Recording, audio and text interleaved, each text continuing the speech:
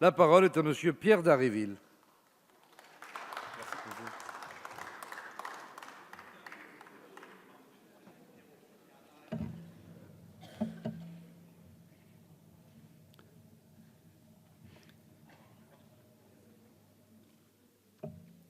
Monsieur le Président, Mesdames les ministres, Madame la Présidente de la Commission, Monsieur le rapporteur général, chers et chers collègues, séance de rattrapage, séance de raccommodage, de rabibochage, de rafistolage, de bricolage en réalité, séance de recollage de morceaux, mais il en manque. Nous en sommes là. Nous en sommes là parce que le gouvernement a organisé le grand chamboule-tout de la République. Nous en sommes là parce que depuis 18 mois, il a déroulé ses plans sans écouter personne.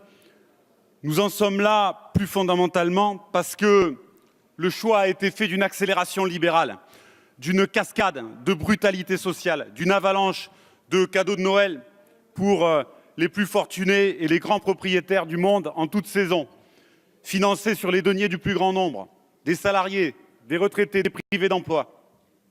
Nous en sommes là aussi à cause du mépris, de la suffisance et de l'orgueil sans doute. La colère est immense.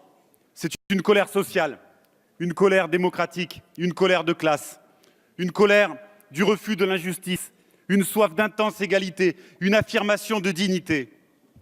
Cette colère était là. Elle s'est manifestée dans la rue à de nombreuses reprises avec les organisations syndicales contre les ordonnances de casse du Code du travail, avec les organisations de retraités contre la hausse de la CSG, avec les agents de la SNCF, avec ceux de l'Éducation nationale. Elle s'est manifestée dans les hôpitaux, elle s'est manifestée dans les territoires ruraux comme dans les territoires urbains, elle s'est manifestée par la voix des maires et jusqu'ici, dans cet hémicycle. Elle s'est manifestée par les jeunes, les lycéens, les étudiants.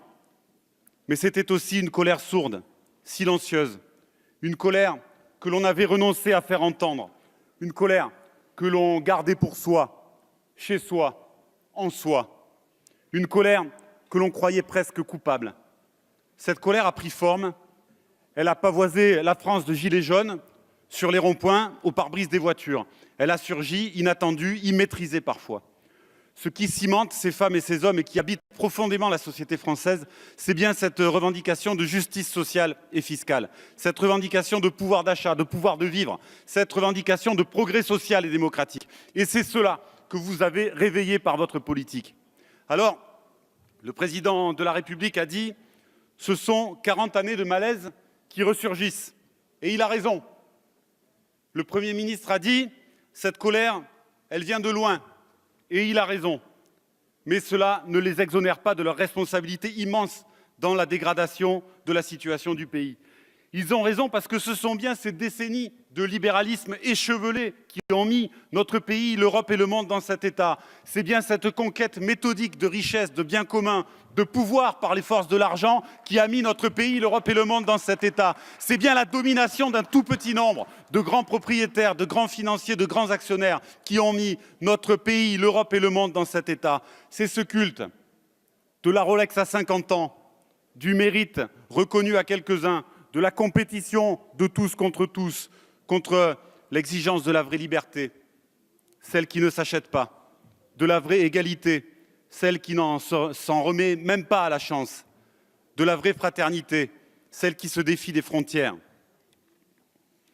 C'est cela que nous appelons une crise globale, une crise de civilisation au sens d'une crise anthropologique, au sens d'une crise de l'humain, d'une crise de sens. Elle se décompose en une crise économique, sociale, écologique, politique, démocratique. On peut en parler de la crise politique, qui a aussi ses ressorts propres. Le présidentialisme, qui écrase toutes les dynamiques démocratiques. Le providentialisme, la quête de l'homme providentiel, qui ne manquera pas de décevoir. La grande confusion, celle du ni droite ni gauche, ou du et de droite et de gauche, où tout se vaut et tout se ressemble. L'élitisme et le goût du pouvoir personnel, les affairismes en tout genre qui s'assoient sur l'intérêt général pour servir des intérêts particuliers. Et la politique s'y perd. Emmanuel Macron a prétendu être la solution à cette crise et son irruption si inopinée n'en était qu'une des manifestations.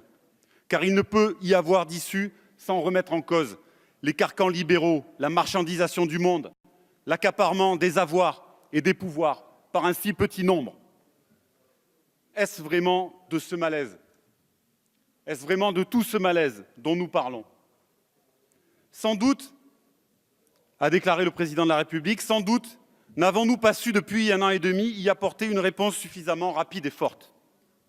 Et c'est là où le bât blesse. Le problème n'est ni la rapidité, ni la force avec laquelle l'exécutif et la majorité procèdent. C'est la direction. Le pouvoir fait fausse route. Je pourrais ici dresser le réquisitoire accablant, mais je n'aurai pas assez de temps, des mauvaises réformes, des mauvais choix, des mauvais budgets. À chaque loi, il s'est agi d'agrandir l'espace du marché et d'affaiblir la puissance publique par laquelle s'affirme l'intérêt général. À chaque loi, il s'est agi de déréglementer, de détricoter, d'abaisser les droits et les protections. C'est cela la logique de fond. Et les savants discours qui ronronnent de grande valeur ne résistent pas à l'analyse des faits. Et les quelques mesures valables que vous avez prises pour pouvoir nourrir ce discours sont si souvent les alibis, les exceptions qui confirment la règle.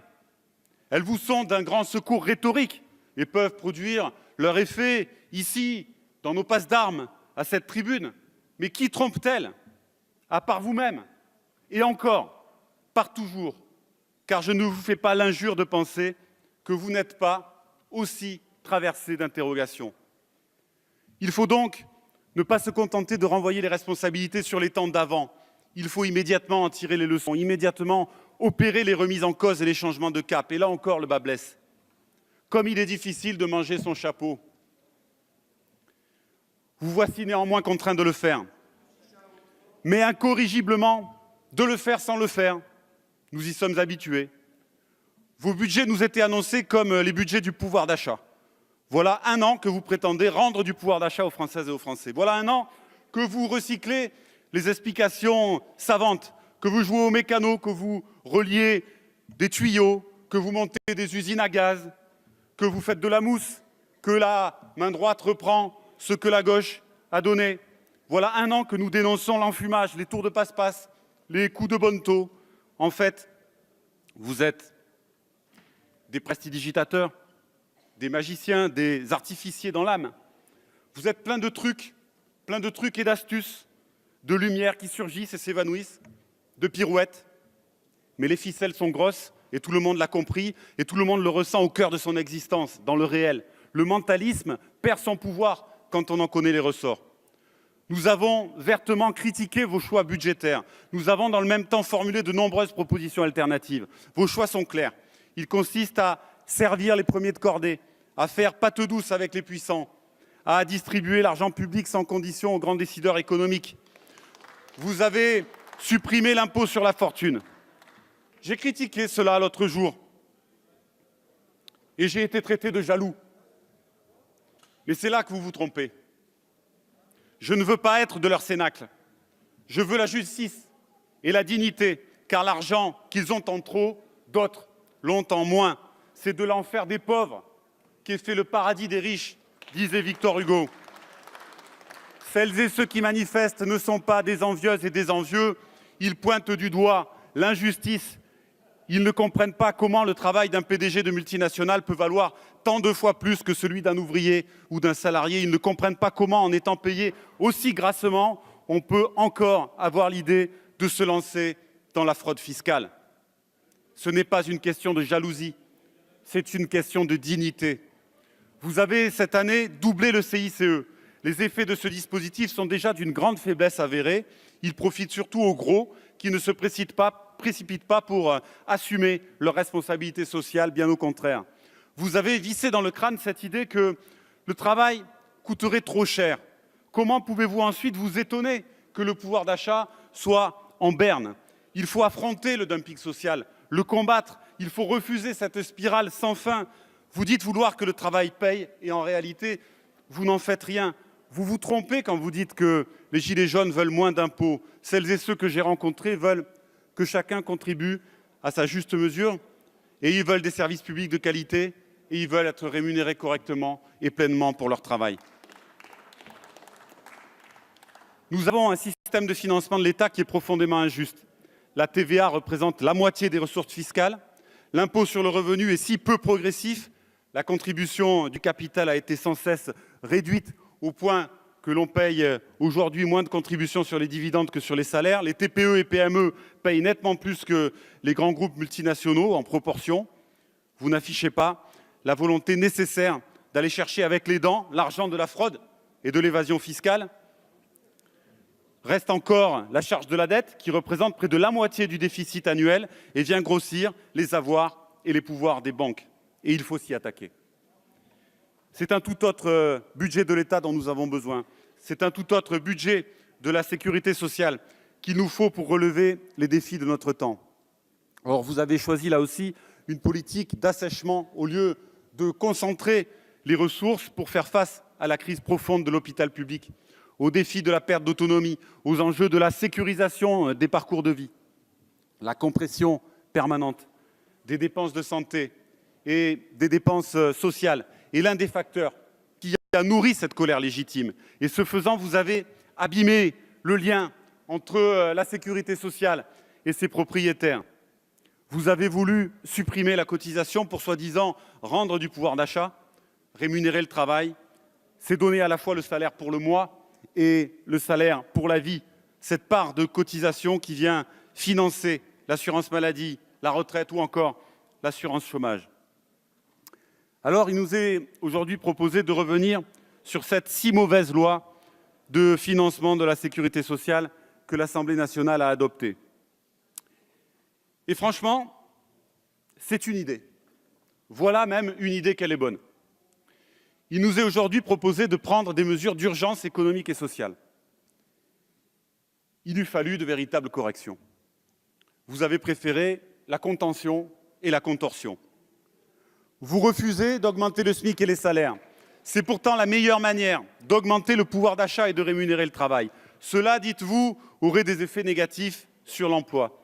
L'économiste Henri Sterdyniak, par exemple, le conteste et explique que la plupart des emplois au SMIC sont indispensables et qu'on ne saurait s'en passer.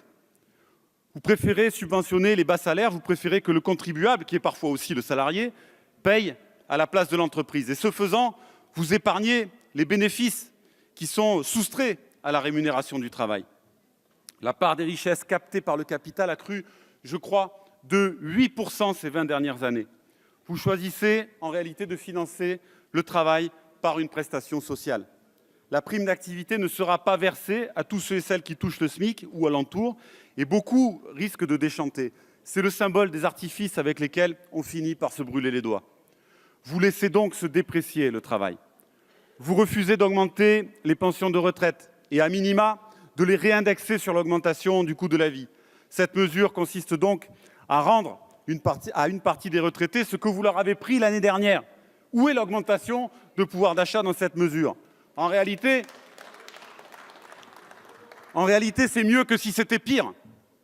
Et nous demandions cette mesure, mais elle ne saurait constituer une réponse suffisante, surtout à l'heure où vous continuez à vouloir désindexer les pensions de retraite sur l'augmentation du coût de la vie, plus 0,3%, alors que l'inflation sera à 1,7%.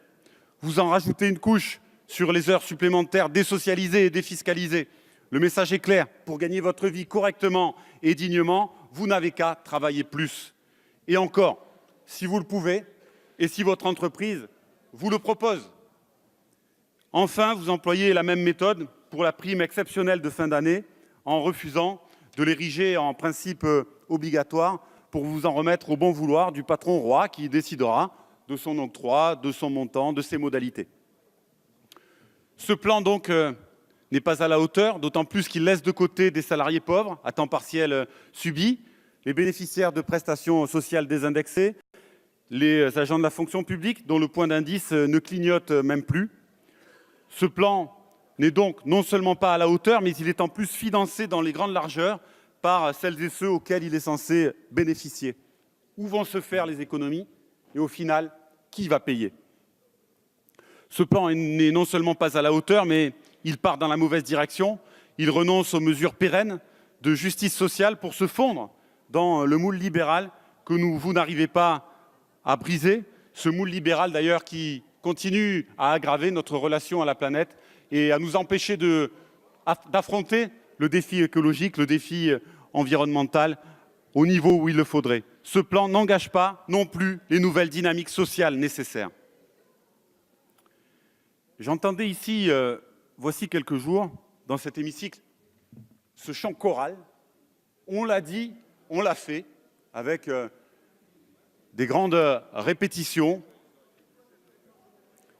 Mais quand on exerce le pouvoir, quand on a la majorité, on ne peut se comporter en exécutant aveugle, car entre deux élections, le peuple demeure souverain et la démocratie doit vivre. Et vous voici obligés de sacrifier la parfaite harmonie de vos plans, car la société est plus complexe, plus sensible que cela, et ne rentre pas dans des plans de géomètres. Le débat politique est plus riche et doit être plus fécond que cela. Ces mesures auxquelles vous avez été contraints constituent un premier aveu. Vos choix n'étaient pas si brillants, mais il faut en tirer toutes les conséquences. Vous voici obligés d'y venir d'ailleurs pour augmenter fort justement le traitement des policiers. Et vous devrez répondre à l'ensemble des agents de la fonction publique, à commencer par celles et ceux de l'hôpital ou encore de l'éducation nationale. Or, vous avez une fâcheuse tendance à vous enferrer dans vos carcans que vous croyez inventés et vous allez chercher vos solutions à droite, ce qui n'est pas pour nous surprendre, mais ce qui concourt à nous mobiliser. Vous avez tort de prendre conseil auprès de M. Sarkozy. C'est grâce à lui et à une de ses mesures, je crois, s'il me souvient bien, qu'il y a autant de gilets jaunes dans les voitures et du coup aujourd'hui dans la rue. C'est lui le fournisseur officiel. Vous encouragez le salaire aléatoire, l'augmentation du temps de travail, la prolifération des exonérations, l'assèchement des ressources de la sécurité sociale. Autre chose, quelque chose d'intense se révèle sur les ronds-points. Le lien social abîmé, le recroquevillement auquel il a parfois fallu sacrifier pour supporter les injustices.